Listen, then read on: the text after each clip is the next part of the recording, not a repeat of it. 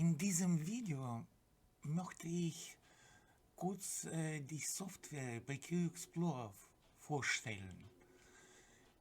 BQ Explorer dient dem Zweck der Power Quality Analyse oder Monitoring elektrischer Energieversorgungsnetze.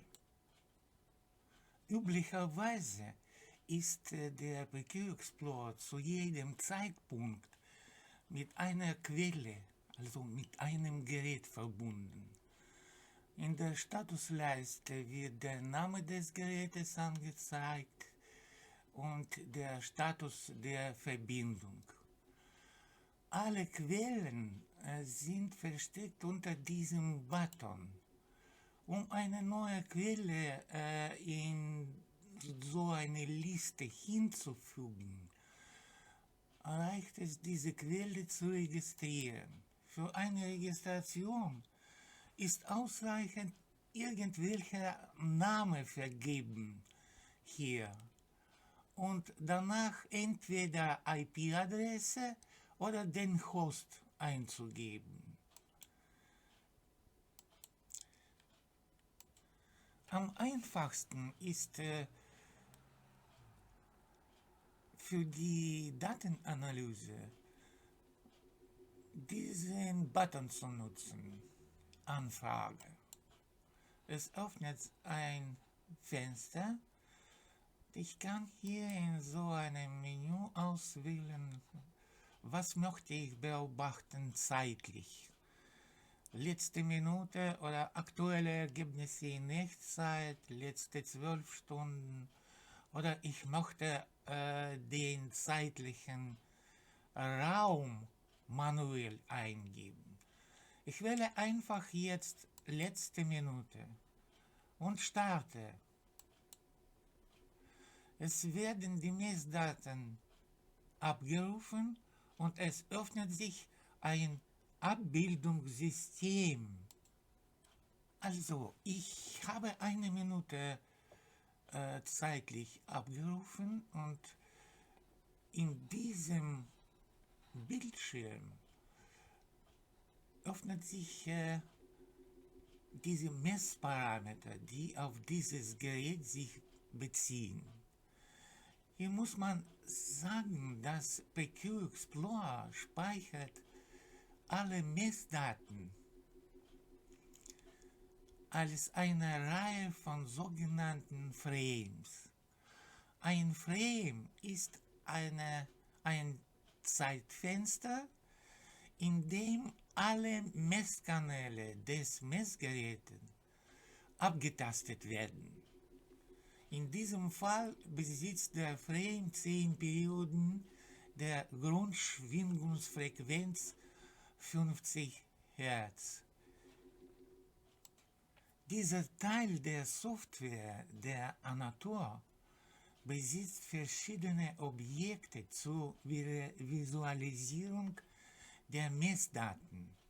Wichtig ist, dass der Anator zeigt immer die Parameter, die dem aktuellen Frame entsprechen. Der Name der Frame steht da oben, in diesem Fall 1. Man kann diese Frames einfach durchblättern oder abspielen. Und jetzt läuft diese eine Minute. Ich sehe, wie das alles in der Zeit sich ändert. Ich kann es stoppen und weitere Parameter einfügen. Beispielsweise hier gibt es ein Objekt, der zeigt im Moment weiß Kurve Spannung am Kanal 1. Ich kann zusätzlich einfügen hier, nehmen wir der THD-Faktor. Wie läuft dieser Faktor in der Zeit? Ja, ich wähle einfach THD-Faktor aus einer Liste. Okay. Schon erscheint diese Kurve.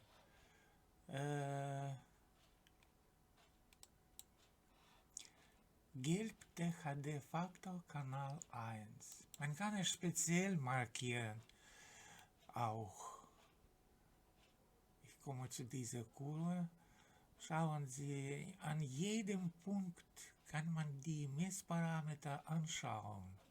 Und wenn ich den Mauszeiger entlang dieser Kurve bewege, dann aktualisieren alle weiteren Objekte auf dieser Seite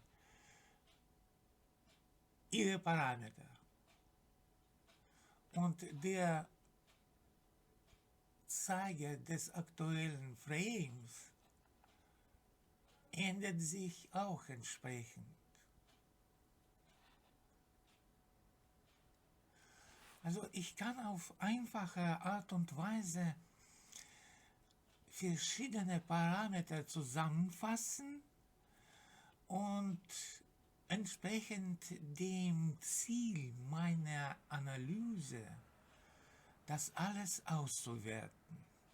Wichtig ist, dass alles, was ich hier tue, alles wird automatisch im Hintergrund gespeichert. Wenn ich jetzt den Anator verlasse, dann fragte der PQ Explorer, ob ich lokal diese Messdaten abspeichern möchte. Ich antworte mit Ja und speichere es unter einem Namen. Nehmen wir R5. Speichern. Wenn ich jetzt im Offline-Modus das analysieren möchte, drücke ich da den Button Öffnen und wähle RPA5. Und es erscheint sofort das, was ich gemacht habe. Ich kann genau auf diese Art und Weise meine Analyse weiter fortsetzen.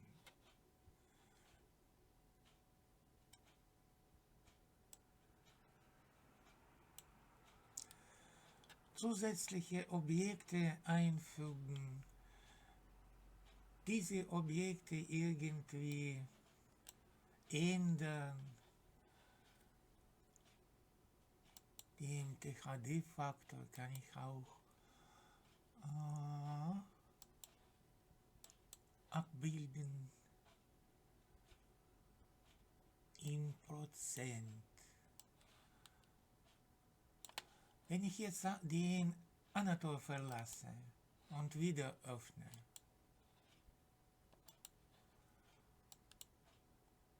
sieht alles so aus, als ob ich genau zum letzten Zeitpunkt mich befinde. Wenn ich ein anderes Gerät auswähle,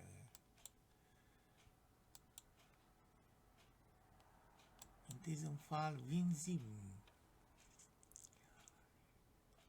und die gleiche Anfrage mache,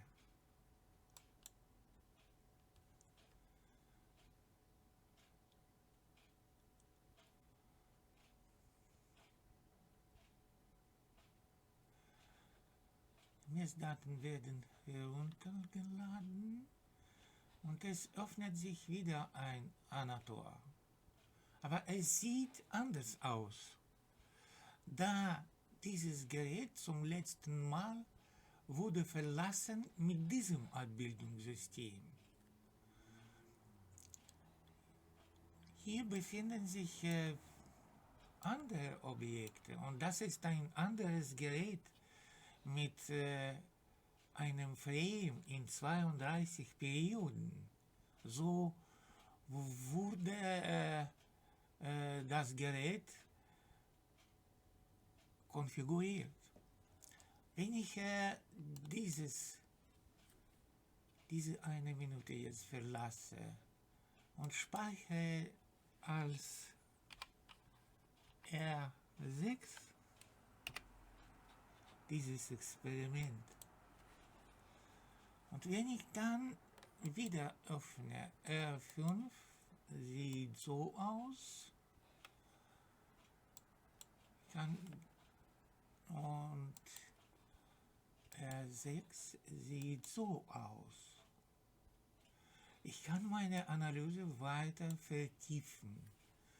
Der Anator stellt zur Verfügung sehr viele interessante und einzigartige Objekte, um das Ziel der Analyse zu verfolgen. Selbst der Anator kann aus mehreren Seiten entstehen. Man drückt einfach, jetzt habe ich eine weitere Seite, er schlägt mir einen Titel. Ich kann den Titel irgendwie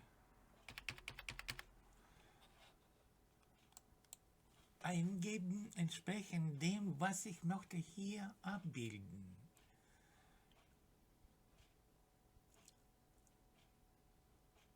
Ich wähle eine Tabelle, alle Messkanäle, Hintergrund,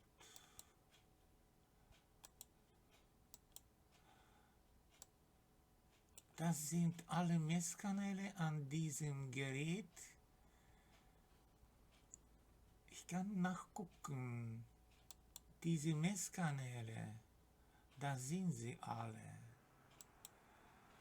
Wenn ich das alles abspiele, dann ändern sich diese Zahlen entsprechend dem Tempo, in dem das abgespielt wird.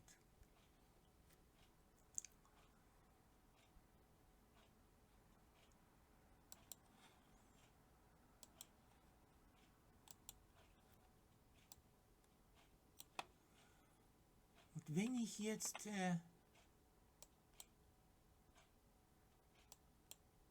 wieder zu dieser Seite unbenannt oder zu dieser, die ich gerade jetzt geschafft habe, das alles wird gespeichert zusammen mit den Messdaten. Ich schließe jetzt. Das war auf den ersten Blick das, was alles mit dem PQ Explorer gemacht sein konnte.